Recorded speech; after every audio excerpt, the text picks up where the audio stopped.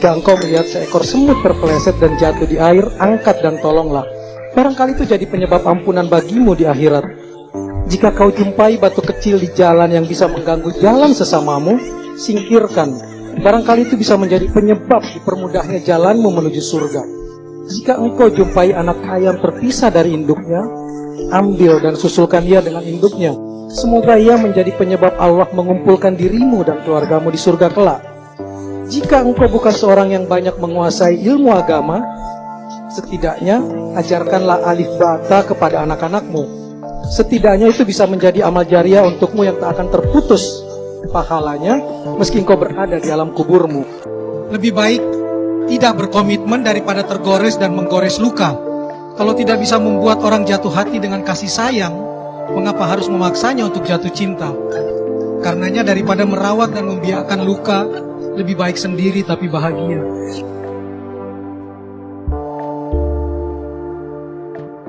Dalam cinta, hapuskan kata kalah. Karena dalam cinta yang ada hanya menang dan belajar. Sometimes you win, sometimes you learn. Jadi berterima kasihlah kepada sosok yang pernah mengajarimu, termasuk yang pernah mengajari tentang perihnya terluka dan sakit hati. Dan yang ketiga, perempuan suka bunga, perempuan suka coklat, tapi perempuan lebih suka kepastian.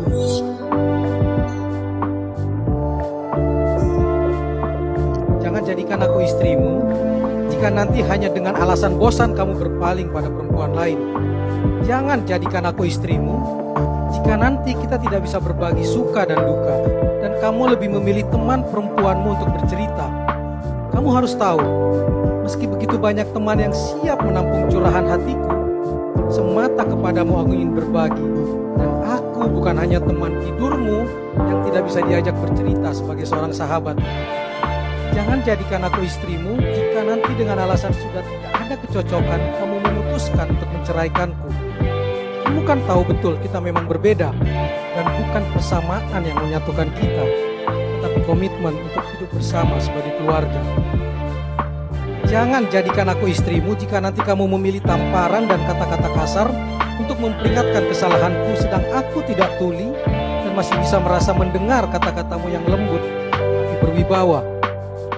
Jangan pilih aku sebagai istrimu jika nanti setelah seharian bekerja, kamu tidak segera pulang dan lebih memilih untuk berkumpul dengan temanmu atau asyik dengan hobimu. Sedang seharian aku sudah begitu lelah dengan semua pekerjaan di rumah. Anak dan rumah bukan hanya kewajiban seorang istri, karena kamu menikahiku bukan untuk jadi pembantu, tapi pendamping hidupmu, partner dalam membangun keluarga.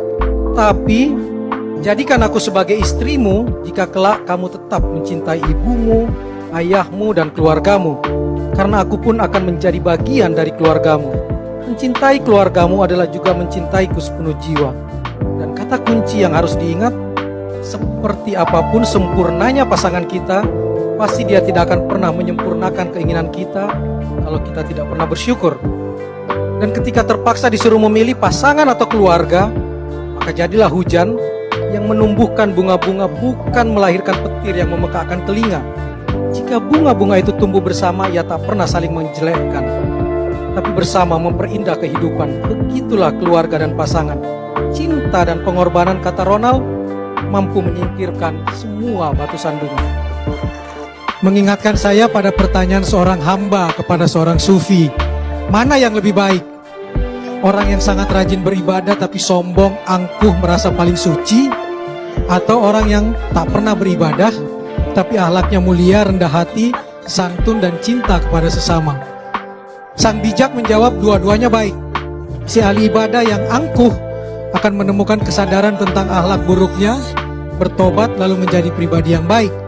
Dan sosok yang kedua, karena kemuliaan budinya Allah kemudian menurunkan hidayah, lalu dia menjadi ahli ibadah yang juga memiliki kerendah hatian.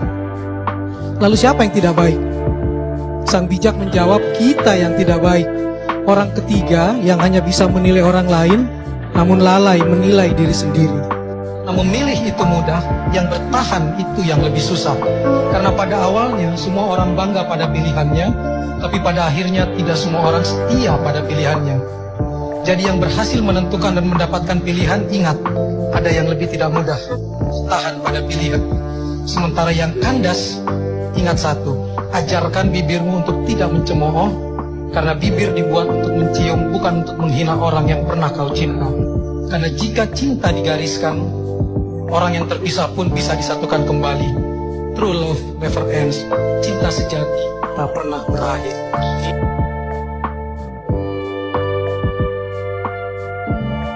Dan dalam Tejo dan Surti, coba simak liriknya dengan seksama. Pesan moralnya indah di tengah kesarkasan liriknya. Potret anak remaja negeri ini yang terlindas pengaruh kota dan mencoba mengagungkan seks bebas.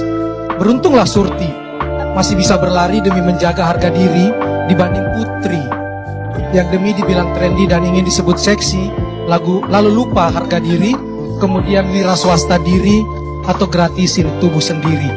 Pesannya kuat, cinta jangan membuatmu menghinakan diri.